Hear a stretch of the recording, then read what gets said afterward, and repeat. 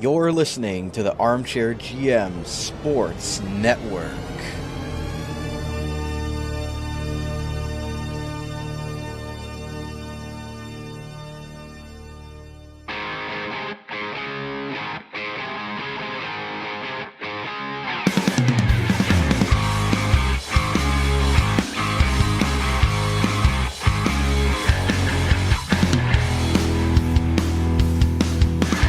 This is Rod Mahood, your in-game voice of the Niagara IceDogs, and you're listening to the Dog Pound Podcast on the Armchair GM Sports Network, your podcast source for all game analysis, team interviews, and up-to-date news regarding the Niagara IceDogs. Perlini! Overtime! IceDogs win!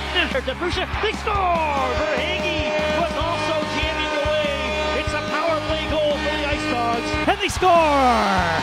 Hosang, first goal as an IceDog. Strom stops Shipley. Ritchie scores! Gets it to Akil Thomas. Thomas has the angle coming in. He scores!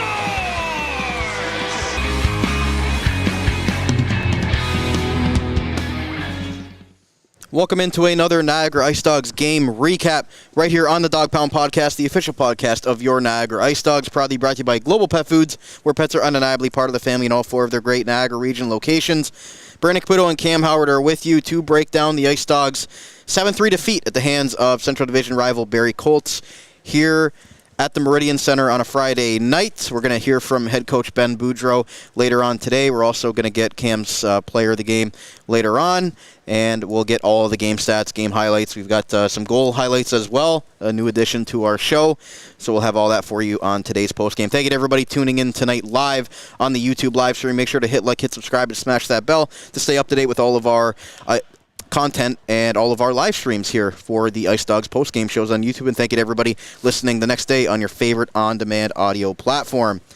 Cam, tough one for the IceDogs. They come off that Tuesday game against the Petes where they come away with a 2-1 shootout victory. Very potent Barrie Colts team coming in. 9 NHL players with NHL affiliation next to their name. 3-3 game going to the third period. And the Colts just have too many horses, pun intended. 4 goals there in the third, and they take it here in the first of many matchups between these two Central Division rivals. Yeah, I think you're starting to see after the first month of the season the shake-up or how the top-end teams and contender teams compare to the playoff teams, and then obviously the rebuilders and whatnot. You're starting to see that separation a little bit. And Barrie now 8-2 in the last 10, and now 2 points back of the still Eastern Conference leading Niagara IceDogs with 18 points. But a fantastic lineup, top to bottom, like sneaky good, and especially their decor. They might have one of the best decors in the entire league. You've got 4 NHL. Well, Aitchison will more than likely use draft eligible this year, but you get 3 NHLers on the back end, and the fact that you have Bo Akey on the second unit is just very difficult, to go up against. And obviously the IceDogs dealing with a little bit of injuries as well as Wasson away at the U17s, but I thought it was a well-fought game from if the IceDogs are a playoff team, and I thought it was a good, hard-fought game up until the third period, but I thought the final score indicated how the whole game was, and that maybe the IceDogs, maybe didn't deserve to be 3-3 going into the third, but the final score just kind of an avalanche in the beginning of that third period where they just kept the Colts just kept coming at them, and there was really nothing they could do.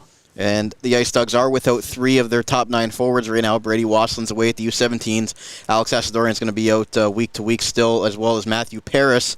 So those are 3 guys out of your lineup that would usually be up there. And Ben Boudreau's lineup card tonight, short of forward, and was basically running with 3 lines. We saw Dianov and Charlie Hotless taking some shifts in the third period, but for the most part, he was relying on his top 9, and they just didn't get it done tonight. Yeah, and again, that's the separator between a contender for an OHL championship and a playoff team in the Niagara IceDogs, who are still a little early in their cycle. But the fact that this game was close kind of just goes to show that the IceDogs will just not go away. I think last year this kind of game would have been the 8-1 or 9-0 kind of game, and the fact that the IceDogs were able to go into the third period tied at 3 was really impressive, and it was their power play that did it, which is again goes with the kind of theme of last year. Their power play was under 10%. They probably don't score on the power play to keep this game close going into the third, and that's really the difference this season. But yeah, when you see a team that's a playoff team have to go up against one of the stronger units so far, top to bottom, when you lose a few players, this is where the difference really is, because if a guy falls for Barrie, they still kind of have that next man up, and the IceDogs are still a little early in their rebuild where the depth really dries up kind of quickly. And we had some storylines tonight. Gabe Eliason played his first game here against the Niagara IceDogs, the import draft pick for the IceDogs that obviously didn't sign, was traded to Barrie. Big boy, 6'7" defenseman there. The IceDogs were trying to get under his skin tonight, got him to take a couple of penalties.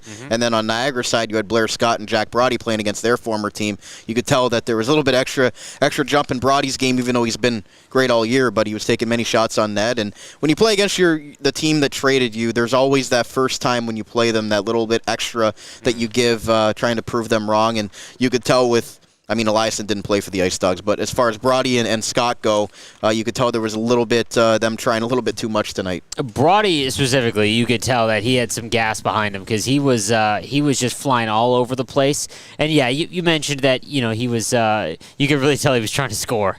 I think that was the major difference. I don't know if I've seen him take that many shots on goal in the game, and it's not like he had a bad game by any stretch. He was definitely energized. He was for sure the defenseman that I noticed the most just throughout the entire game. He had the most energy, and that makes sense. Like I said, his first game against Barrie, a team that traded him, and obviously he wanted to go out and put a good performance on. But again, it's very difficult to go up against this Barrie Colts team. That first line, man, when it wasn't he, Loshko, and Max Creed, the first line for the IceDogs on the ice, they really had their way. Jelsma, as well as Emile Hemming and Cole Baudouin, that top line for Barrie, it was just surviving. They are all dogs, and it was it's fun to watch, not for the IceDogs, but you really see why they were drafted. And drafted really high, but I thought the IceDogs did a good job when it was he, Loshko, and Creep. But you could tell when that third line got kind of stuck out there against them that they were just trying to hold on. And Flores did a great job in that first 40 minutes to kind of give them that, kind of keep them in it there. But man, like I said, that team is deep, and they are going to be a real tough load to handle, especially after the trade deadline, I'm sure. So before we get going with the game stats, Cam, was there anything that piqued your interest about the lineup tonight? I went over the guys that were out, and the Watcher kind of got a couple of shifts there in the third as the seventh defenseman. But again, basically running with three forward lines. I know the D's pretty much intact. Still no Charlie Robertson. Flores hopefully is able to stay healthy because they had Finn Moffat as the backup tonight. But what did you think of the way it was structured there quickly? Well, yeah, so they were down a forward, a centerman. So basically Deanov and Hotless was. They were basically just taking a shift. I maybe saw them once or twice in the first and second period in total. It wasn't until the third, when the game was kind of they got away from them, that they got a lot of ice time, which I think was a good move by head coach Ben Boudreau to try and get them to at least see what you got. But the other three lines, I thought Mason Reyes continued his progression in to become a really solid hockey player. I think that he's becoming much more impactful every game. He goes all out every shift, and because he's so big, it's hard to miss him. He had a couple great opportunities, as well as a really impressive goal to stick with it. But, yeah, you can tell, especially that second line, I think you've got Zada centering Rubrick and Levin. And, I've talked about this a lot. It's always fun to see Zada and Rubrick together. But you had a great second line in Rubrick, Asadorian, and Waslin, and they were a fantastic duo, or a fantastic trio to come over the boards after Loshko and Kevin and Creed and whoever was playing with them. But obviously you just have Rubrick now left on that line because the other two are they're out of the lineup. So you had Zada and Levin, and I don't think the chemistry was quite there. And again, I think that going up against a team with such great depth in Barrie, it's just awfully tough there. We'll get into our game stats tonight, brought to you by Gales Gas Bar, your go-to gas station in the Niagara region, and not just a gas station or a local tradition, because when it comes to fuel, you're going to Gales with multiple locations across Niagara. Look at the shots on net, Cam, and 28 for the IceDogs, 34 for the away Colts, but the Colts outshot the IceDogs in the third 15-7, scored 4 times on that. The IceDogs outshot the Colts in the first 2 periods, and like we said, in the first period, the IceDogs had about 6 shots that missed the net, so they could have had a lot more. It maybe changed the tide of this game a little bit, but what did you think from that perspective tonight? I'll be honest with you. I think if we were able to see shot attempts, this game would have been close. Like I mentioned, if it wasn't for the power play for the IceDogs, this game could have been real ugly. I thought that in the third period specifically, before they even scored, which was about a minute in, they might have had 7 shots that missed the net that did Barrie. So, I think it was a respectable effort to stay in it through the first 40 minutes. But, again, it just coming in waves, and, you got to shorten the lineup a little bit, especially because that fourth line wasn't really playing. It wasn't like Hotless and Dianov were going over regularly with someone else filling in. It was they just weren't really getting any ice time until the game was out of reach. So, again, I think the shots might be a little deceiving. I'm surprised the IceDogs had so many. It didn't feel like that. But, again, credit to them because the power play did what it needed to do. And in prior years, that doesn't happen at all. And the power play is starting to become a real weapon, especially Loshko's one-timer. A tough ending there. And, I think that they did a good job to at least stay in it for the majority of the game. And then the specialty teams, Cam, this is where things were really lopsided and maybe a difference in the game. Barrie, 2 of 2 on their 2 power play opportunities. IceDogs had 7, but only were able to capitalize on 1 of them. What did you think of the power play setup tonight and not really taking advantage of it there? Well, when the first unit was out, head coach Ben Boudreau, and like I said, that I think that their 2 of their other goals happened right after the power play. Like one was power play influenced.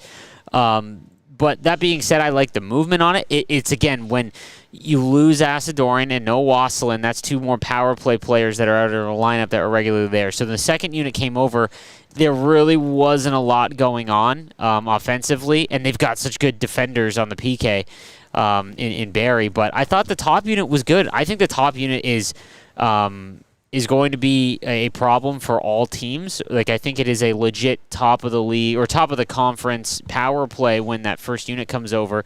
And again, it might change when Asadorian and Wasselin come back. But Doherty kind of filling in there.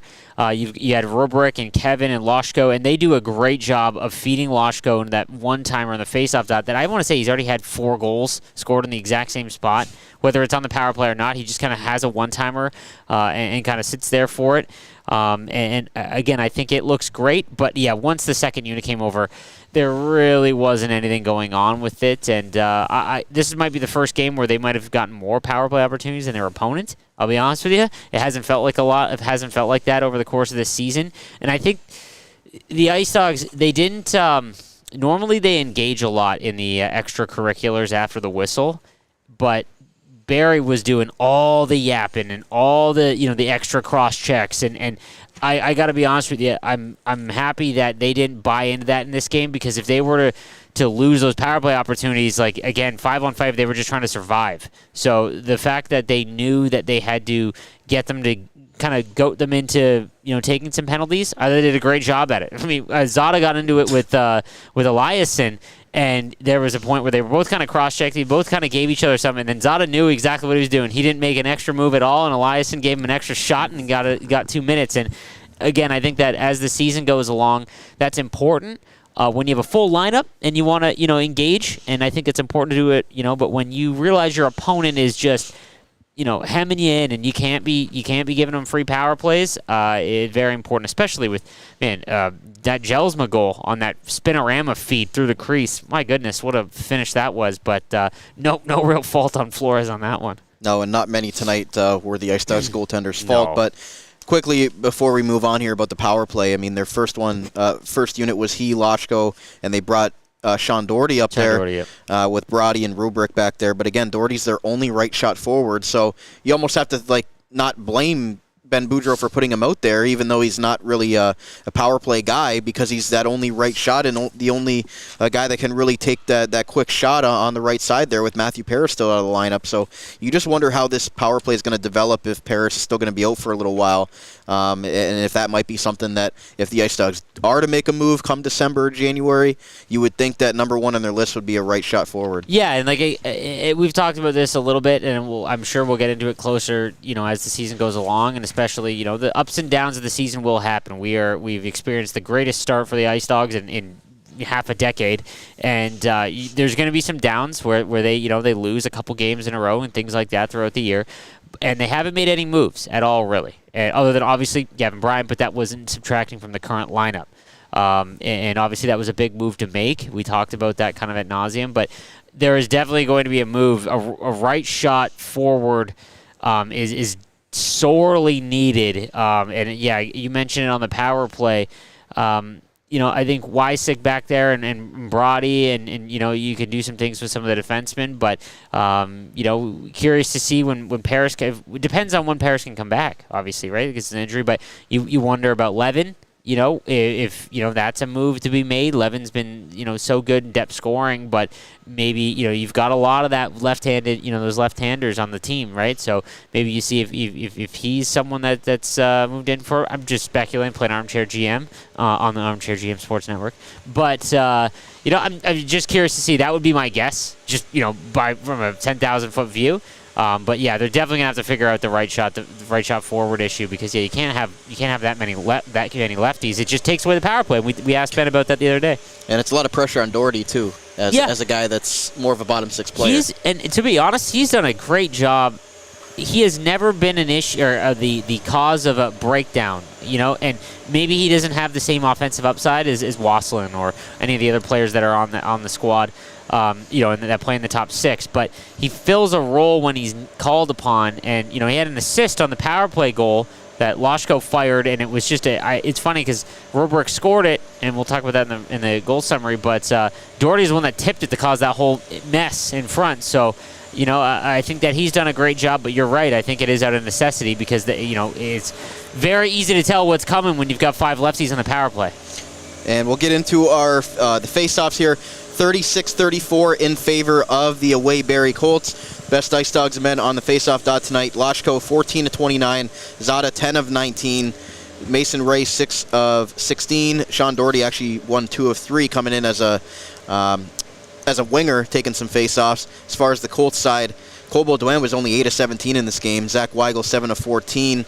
It was mostly their bottom 6 centermen and forwards doing the job on the face-off dot, but anything catch your eye there? Well, Loshko, every time I look at an important part of the game, whether it's, I believe it was final minute of the first period, and they needed to get out of it, and Loshko won a great defensive zone draw. Every time that there's a big face-off, he wins those, and maybe his overall face-off percentage is, you know, mediocre. But the important ones he usually wins, and he continues to impress me there. He's been such a good addition, and you know, Zada being 50% on the draw tonight is nice to see. Again, I think that's an area of the game if he's going to be more of a two-way forward as opposed to, you know, that high offensive, you know, type of player. I think that's an important part of his game he's really got to work on, and he had a good job against a couple of great centermen tonight. Get into our scoring summary tonight, brought to you by the Niagara Employment Hub Center, helping people find work in Niagara since 1983. Check out their up-to-date job board at ehc.on.ca to find your next work opportunity today. Colts scored a minute 30 into this game.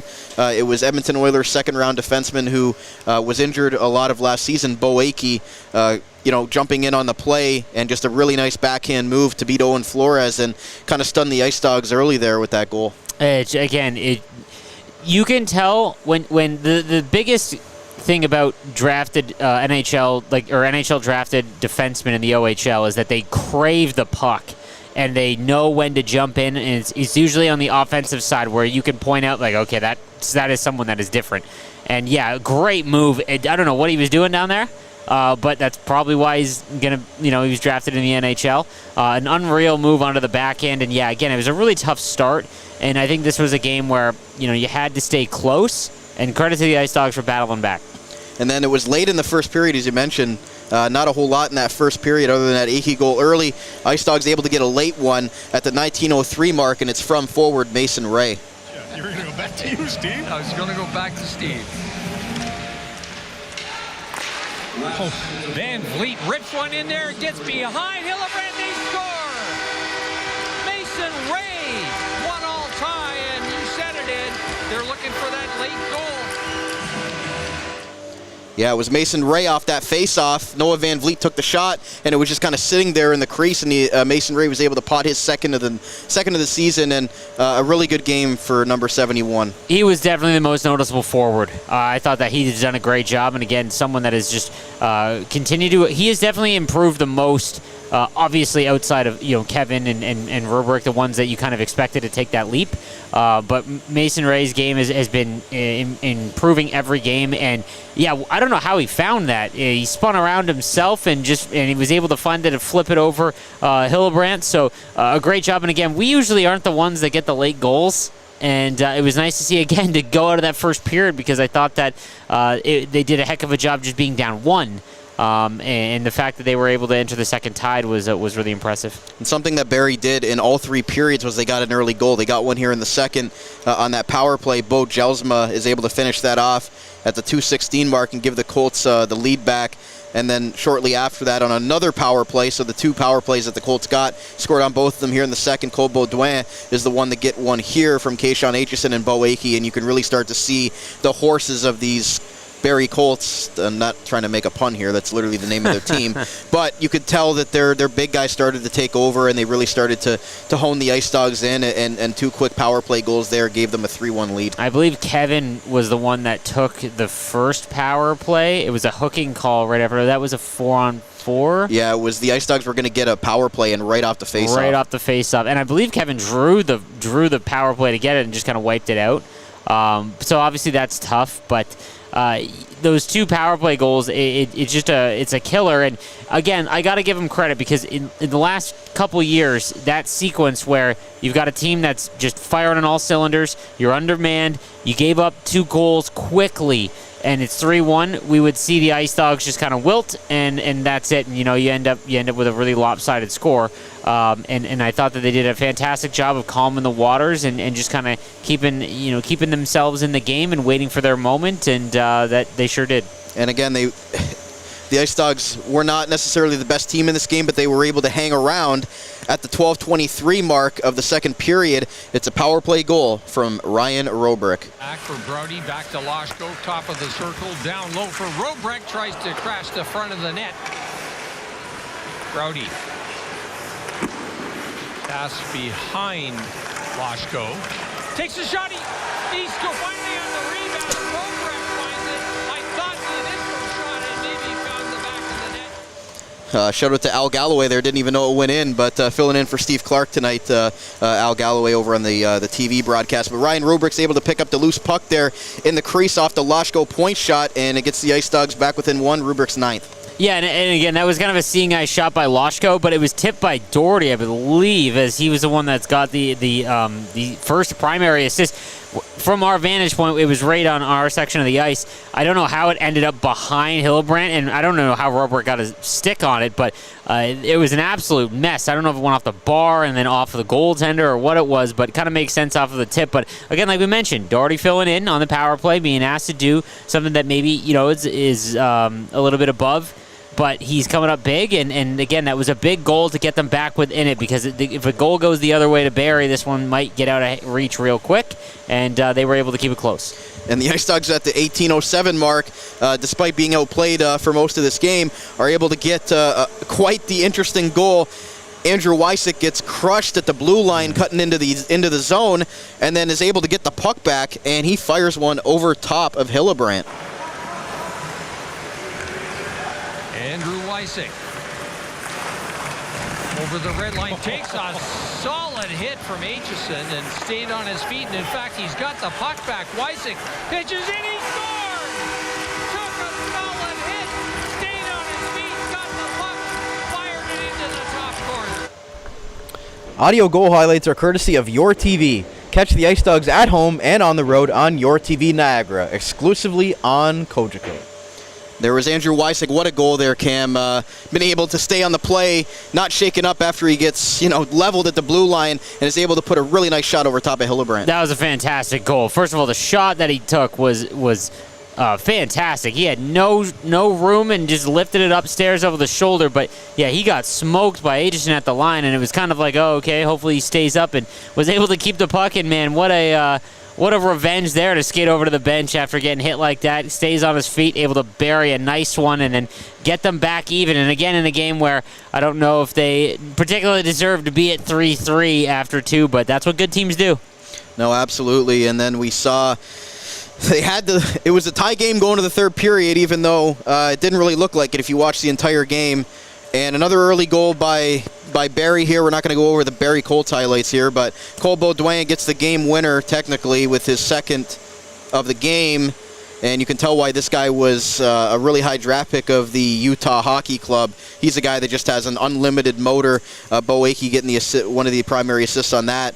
And then less than a minute 14 later, they score again. It's Carter Lowe taking the pass out front and just being able to bury it. Just a really bad, coverage there by the IceDogs out front and really giving Oren Flores no chance off that. So right off the bat, the Colts make it 4-2 to start the third. Yeah, and again, this was the moment you could see where they kind of just ran out of gas. But there was a one by Bo Jelsma as well that it was a puck that kind of flipped up into the middle of center ice, and he was able to get it, put it down, and then backhand it over Flores.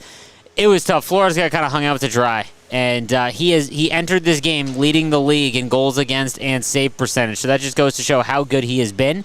And yeah, the third period was not on him. I thought there was a sequence in the second period where he made 2 saves in the same. I might have been the power play before their power play goal went in, which is some of the most. I don't even know how he stopped these two. Because, man, Barrie snaps it around in the power play. I got to say, the amount of backdoor opportunities they had was crazy. But, yeah, not on Flores tonight in that third period. Like I said, I think that the final score reflected the totality of the game.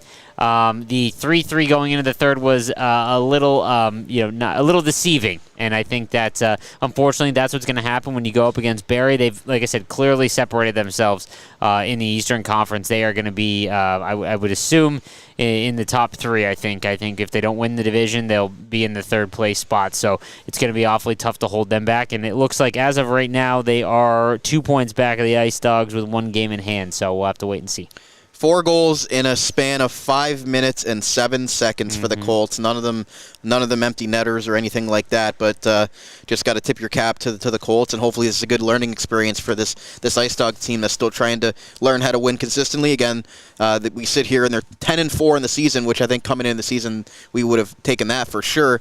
But again, just a tough one here against a really good Barrie Colts team, but a team that they're going to luckily get a few more opportunities to redeem themselves because they're within the same division and really tight right now in the Central Division. Yeah, and again, I think that other than Peterborough, who's out of it, you've got Ottawa, who's 4 points back. Ottawa is 4 points back. No disrespect to Peterborough, it's just we went through this the last 2 years, right? Like they're in the early part of their rebuild. They're going to have to go on a 10-game win streak to get really back into it. But that being said, they're also they went through the same thing we did with losing Robrek and Zada, who were 2 big pieces in the part of the season last year for the under-17s, and they did the same thing with Colin Fitzgerald, and the second name escapes me.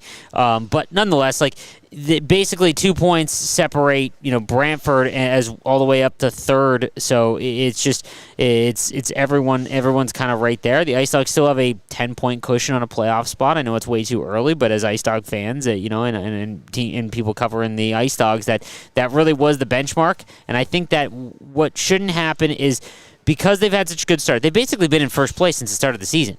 And I think that what shouldn't happen is them get ahead of themselves and thinking that they're first place in the league, and that's the standard they got to hold themselves to. I think that's important, but I think that they need to remember that what they're doing is pretty incredible, and they're probably somewhere in the middle of 8th place and first. I don't think that I think that's what's changed, as opposed to expect them to win every night.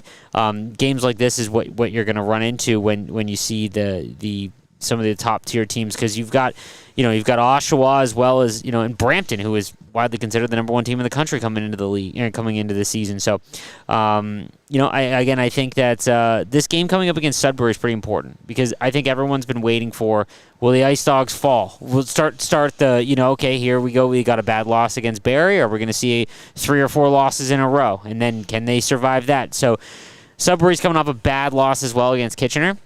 I don't know if Musty's going to come back. It is reported that he's going to join the team and then start playing again.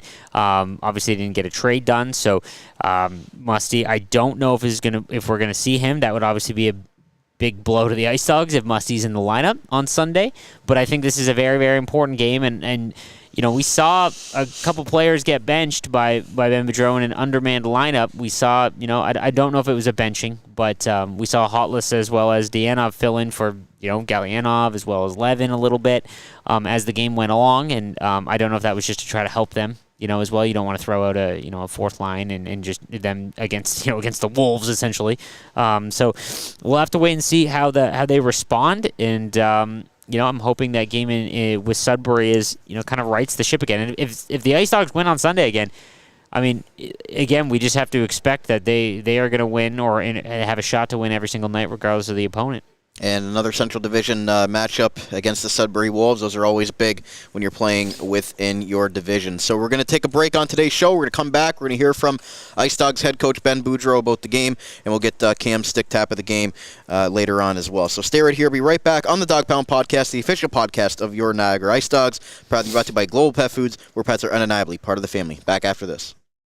In the Niagara region, Global Pet Foods is your destination for premium pet nutrition and caring expertise. Whether you've welcomed a new furry family member or need advice on top quality nutrition, their dedicated staff is ready to help. Discover why Global Pet Foods' lesser-known premium brands outshine the big corporate names. Their team's passion ensures your pet's health and vitality. Check out one of their locations today: 3643 Portage Road in Niagara Falls, 160 Highway 20 in Font Hill, or 400 Scott Street and 344 Glendale Avenue in St. Catharines. Global Pet Foods, where premium brands and caring staff make the difference. Wild Bill's Auto Repair is your local center for auto maintenance and repair in the Niagara region. Since 2012, Wild Bill's Auto Repair and Body Shop has been helping customers stay safe and confident on the road, knowing their vehicle is in top running condition through the garage's services. Located at 7868 Oakwood Drive in Niagara Falls, the garage started as a tribute to the owner's father, William Robert Hunter, who passed away, continuing the same community spirit and high level of service which customers can expect from him back at Hunter's Auto Repair. Their multi-award-winning auto shop has earned the trust of the Niagara community with its fair treatment of all customers who can feel confident they'll get trustworthy advice and repairs during their visit. Their experienced crew loves meeting new people and looks forward to forming a lasting partnership for the care of your vehicles. To find out more or to book a service, contact them today at 905-358-7868 or wildbillsauto.ca. Wild Bill's Auto Repair, helping customers stay safe and confident on the road since 2012. Colley's Original Sports Bar is your ultimate destination for unbeatable food, drinks, and sports action in Niagara. Whether you're gearing up for a big game, winding down after a day at the office, or just looking for a lively spot to catch up with friends, Colley's has you covered. Their menu is packed with mouth-watering options, from classic pub favorites to unique chef specials, all served alongside a wide selection of craft beers, cocktails, and daily drink deals. With multiple TVs broadcasting the latest sports events, you won't miss a minute of the action, no matter where you sit. Colley's Original Sports Bar, a proud supporter of Niagara IceDogs hockey. Whether you're gearing up for the game or celebrating a big win, Colley's is the place to be before and after every IceDogs matchup. Check out their menu online at colleys.com. Give them a call at 905-684-1771 or check them out on Facebook, X, or Instagram for more information. Located at 223 St. Paul Street in the heart of downtown St. Catharines, just minutes from the Meridian Centre. Open daily Sunday to Thursday till midnight and Friday to Saturday till 2 a.m. for those late night eaters. Cully's, it happens here. Are you currently looking for work in the Niagara region? If so, you owe it to yourself to check out the services provided by the Niagara Employment Help Center, located at 6100 Thorold Stone Road in Niagara Falls. Their many free services include a fully staffed resource area open to the public, resume and cover letter writing, local labor market information, job search strategies, assistance with clarifying employment, training, and career goals, employment counseling and job search support, and Better Jobs Ontario information and registration assistance. Check out their website at ehc.on.ca or call 905-358-0021 for more information. The Niagara Employment Help Center, helping people find work since 1983. This Employment Ontario program is funded by the Government of Ontario. This is Kevin He. This is Brady Waslin. This is Ethan Zadig. It's Owen Flores. This is the Dog Pound Podcast, the official podcast of the Niagara IceDogs.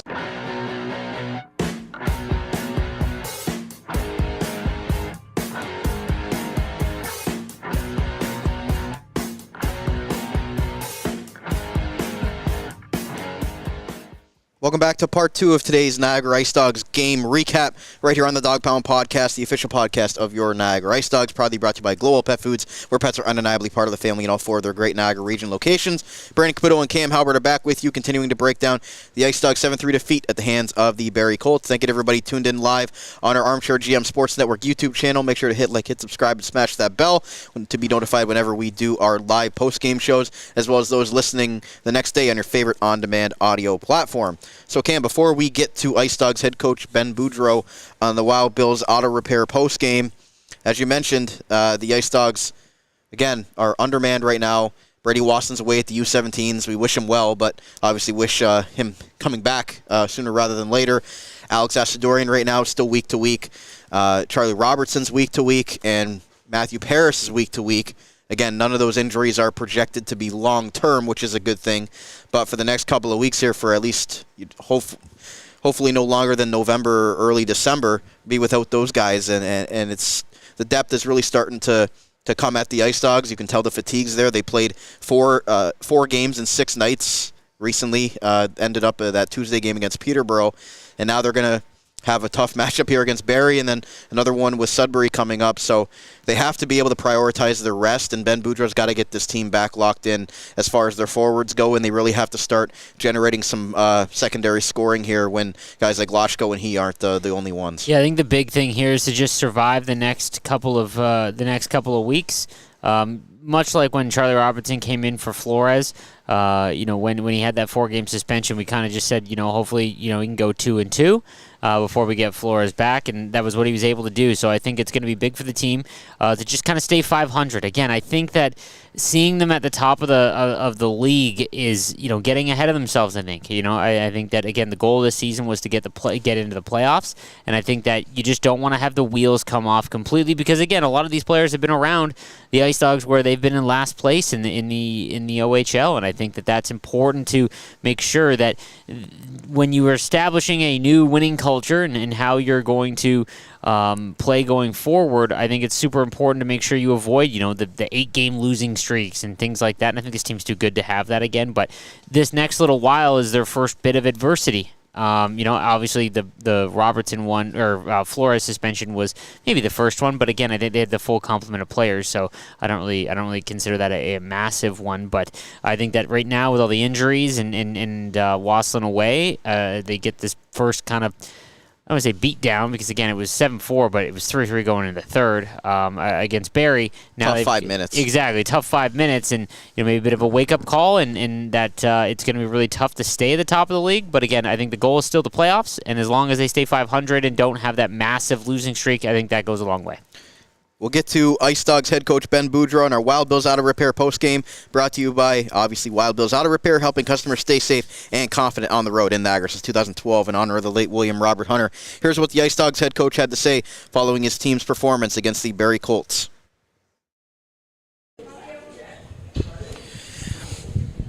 Well, Coach, how would you assess that one? You guys are right in that game, start of the third period, 3-3 game, and then a little bit of a stretch in that third period, 4 unanswered by the Colts. How would you assess that there? Oh, it's a learning lesson for us. I didn't think we were anywhere close in that game, to be honest with you. Not from the puck drop. I mean, they're big and they're strong and they're physical, but they were so simple in the way they worked. They kept with their game plan for 60 minutes. We abandoned ours after 40. We just looking at it, I thought our forward depth was really on display tonight. I thought a lot of our forwards struggled. I mean, Galyanov, Levin, Doherty. I mean, as far as our depth forwards, I did not think they came to play as far as execution. I mean, they got worked on the defensive side and they didn't provide anything offensively. And that's not a good winning combo. And you need everybody on the ice to pull on the train in the same or pull on the rope in the same direction. And we didn't get it tonight from our forward group. You're missing 3 top 9 forwards right now in the lineup, and you got a team over there that has 9 players with NHL affiliation to their name. Do you feel like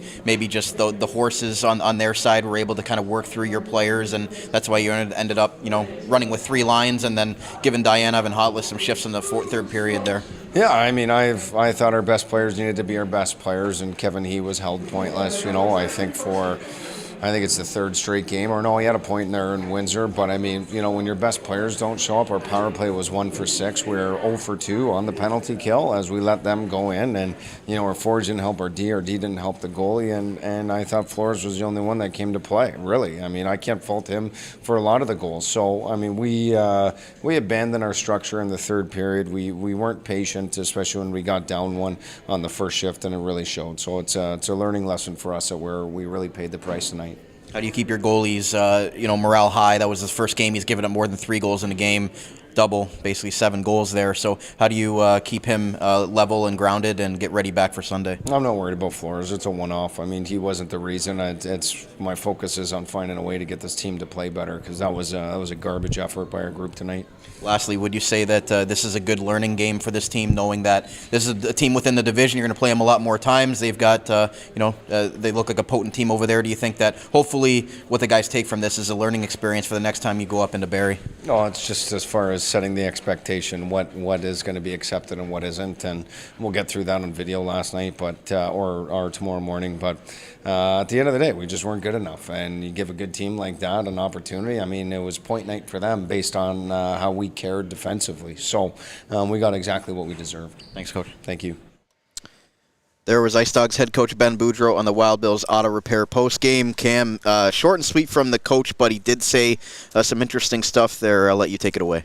Yeah, I think that he was bang on about Flores. A lot of those goals were tap-in 2-on-1s or just kind of a bad breakout. I think it was Gallianov at the blue line, turnover at the blue line, those kinds of things. So I'm glad that that he saw what we saw, that Flores just wasn't. He wasn't the issue tonight at all, and I think that it was funny that he mirrored what I said after 40, that I was stunned that they were in the game, because, again, if we could see shot attempts, it wouldn't have even been close. 5-on-5, you really got to see just how outmatched they were in this one, and, it's not that the IceDogs can't hang, because they definitely can when they get their opportunities. The power play is tough because it was 1 for 6 or 1 for 7. 1 for 7, but it didn't feel like that because, again, there was two goals afterwards that were kind of influenced right after the penalty ended. I thought that their power play looked okay, but when you have 6 and the other team has 2 and they outscore you with a power play, that's not a recipe for success at all. Obviously, that was, they need to kill those penalties, and the penalty kill has been a really decent strong point. Like, it's come up big when they needed to keep them in the game. It's never been like, oh, they're going on the penalty kill, this is where the game gets away from them. That's never really been an issue or really been a fault this season. So, tough on this one, but man, they worked it around so well. It was really hard to defend, and again, Flores was kind of left out to dry at a couple of those opportunities. So I thought he was bang on there, that the effort level just wasn't there against a Barrie team that was ready to go. And even though they got a ton of opportunities in the power play, they didn't convert on enough of them. And hopefully it'll be a different story come Sudbury. This is the first time. They've lost a couple times this season, but this is the first time where it was like, okay, this is that was an issue because it was an effort level. Yeah, and he talked about his top players needing to be his best players. We saw Kevin he definitely had some chances where he would gain the zone and then circle around a couple of times and try to get a couple of shots off, but that the IceDogs head coach expects more out of his top player and his captain, and they just didn't have it tonight. And he talked about some of those other players like Levin and Gallianov needed to do a bit more. So he's been talking about some of these forwards and wanting to hold them more accountable here. But it's just difficult when you only dress 11 forwards to start the game, and you don't even really play Dianov and Hotless until that third period after they had went up 7-3. So it's just tough right now, but he really needs those guys to come through. And he talked about, short and sweet, just said it was a garbage effort by the forwards. Well, I mean, first of all, the thing about Kevin, I think that we, as a fan base and us as well, we kind of not overhype, because that's not the right word, but he is going to have to. Kevin is going to go up against the teams. He is now league-wide known. It is not a surprise that he is at the top of the league in scoring. So he gets the the most amount of the spotlight. When he's on the ice, the best defensemen and the best forwards are going to be all over him. And normally he can outskate his issue or outskate any of those coverages. But there are going to be nights where he gets bottled up because he's getting 2-on-1 or just kind of locked down. And it's going to get harder and harder for him to put up the points that he's put up. And I think that he's more than up for the challenge. But there is going to be a bit of an adjustment period for sure as he goes up against teams. Again, this might be the best D-core in the league. Or among them. So this was awfully tough. There was no breakaways. Usually in the OHL you get one, just a bad bounce, things like that. There really wasn't any breakaways for the IceDogs at all. I think Boudreau had one. No, I meant for the IceDogs. Oh, okay, yeah. Yeah, because usually Kevin breaks one just because of his speed or things like that. We didn't see any of that. So, it's been a couple quiet games for Kevin, but I mean he was. He had points in his first 8 games to start the season, right? Like obviously that's not to be expected, and I believe he's still on pace for 100, right? So I'm not really concerned about that, but he is going to get all of the attention now when he's on, and as with the second line being what it is, where you lose your centerman and your right winger from that line, now it gets even harder because the second line isn't the same threat that it was when Asadorian and Waslin were back in the lineup, right? So it's going to be an adjustment period. And again, like I said, against Sudbury, it's a much more winnable game. Still a very good team, but not on the same level, I don't think, as Barrie. And they're coming off a bad loss, too, against Kitchener. So that happened tonight as well. So we'll see. They're going to have an opportunity to get back in it. I would love to see a game. There's been a lot of games where they've given up a lead early. And credit to them because they battle back and they don't let it affect them for the rest of the game. But my goodness, they need a lead early, like a lead. I think that they haven't done a lot of that. Even in their wins, a lot of them come from behind, and that's not a recipe for success that's sustainable, right? But there's only been a couple wins I can remember off the top of my head this season where they've had the lead early, and we just kind of carried it throughout the entire game. And I think against Sudbury, it's going to be very important to get on the board first, or at least keep it even after one. And this is a Barrie team I just looked at has scored at least 6 goals in their last 3 games. So they're really starting to come alive now as they got a little bit of a slower start to the season. Now they've got all their horses back and, again, going to be a high-scoring team the rest of the season. Well, I think the Eastern Conference is kind of wide open. You always have London and the West, the kind of the big guns in the top. But I think the Eastern Conference is kind of wide open, especially with the IceDogs leading it the entire month, right? No one expected that. So now you add another team to the mix. But I think that Barrie has definitely separated themselves. You got Oshawa now with Richie back, and it reminds me of the same very slow start of the season. But now they've got their whole complement of players, and it's going to be a whole different time. And luckily for us, we don't have to see them for quite some time. I don't believe because we already played them twice. That team is going to, especially when Colby Barlow gets going and things like that. But nonetheless, I think the Eastern Conference is definitely going to go through. Barrie is going to be a team in the East that's going to be tough to beat. Absolutely, and again, you don't crown the champions in October. No. You got to continue on here for the rest of the season. So the IceDogs have to continue to play well. They had a great month of October for their standards right now, but again, have to continue it on for the entire season. So before we get out of here tonight, we're going to put Cam on the spot as always with our Sick Tap of the Game, brought to you by Hockey Stick Man. Pro stock hockey sticks from major junior teams right up to the NHL teams for half the retail price. A stress-free shopping experience from start to finish. Check them out at hockeystickman.ca to join their mission of saving hockey families money. And Cam, before I get to you, got a big giveaway coming up with Hockey Stick Man on Saturday. So if you're listening to this on Friday night, look for it tomorrow. If you're listening to it today on Saturday, a big giveaway that we're doing this month with Hockey Stick Man, a fantastic sponsor of our network here, and look forward to being able to give away a hockey stick and some great other prizes courtesy of our friends at Hockey Stick Man. So look for that on our social media accounts. So Cam, who's your player of the game tonight? I'm going to go with Mason Ray. Again, I think that he has been noticeable offensively as well as physical, and he needed to take that jump when he was traded here last year. I think that there was a little bit left to be desired just given the frame that he's got, and he's definitely using it more. Again, noticeable every shift that he had, and he's being called upon more with the injuries and the absences, so I just want to give him a shout-out, and as well as to Jack Brody. I think that you could definitely tell he had a little more pep in his step tonight, but Mason Ray, for me, was definitely the most noticeable forward, I think. Yeah, I think that it was definitely Mason Ray, not only because he scored the goal, but because you could tell when he was on the ice, he was engaged. He was breaking up plays. He was causing turnovers. He was using that big frame, as you mentioned, and the speed as well. Anyone else you want to mention that you thought had a decent game that didn't really get on the score sheet? I think Van Vliet, again, I think it's underrated what he brings. There's no nonsense really around it. It's funny because the Colts kind of wanted to target him as, someone to kind of, bait him into either, maybe not a fight, but, after the whistle stuff. And there's just not a lot of guys in the league that are going to be able to handle him. So he just quiets things down, and he had an assist on that. He started that goal that Mason had with a shot from the point. But he's also been a little bit more engaged off the rush. Saw him dump the puck in and go get it as well. So, quick shout out to Van Vliet. It was a quiet night for a lot of the lineup, and, that's going to happen some nights, but better times ahead, I think.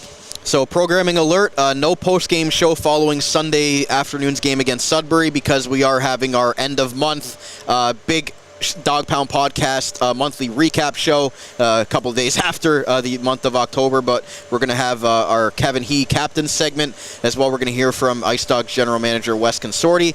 They're going to be giving away some IceDog tickets on our big end of month show. So again, programming alert, no post game show on Sunday, but early next week is going to be our big monthly show, so make sure to tune into that in video and audio. So Cam, we're going to be back here on Sunday regardless, and hopefully the IceDogs can come away with 2 points against a Central Division opponent in the Sudbury Wolves. Absolutely. Big game. Got to right the ship. That's going to wrap up our Niagara IceDogs game recap right here on the Dog Pound Podcast, the official podcast of your Niagara IceDogs. Proudly brought to you by Global Pet Foods, where pets are undeniably part of the family in all 4 of their great Niagara region locations. Thank you to those listening to us live tonight on our live stream on YouTube, and thank you to those listening the next day in your favorite on-demand audio platform. Barrie Colts 7, Niagara IceDogs 3 here on a Friday night at the Meridian Centre. Back at it Sunday against the Sudbury Wolves. So for Cam Halbert, my name is Brandon Caputo. Enjoy the rest of your weekend, and we'll talk to you again very soon.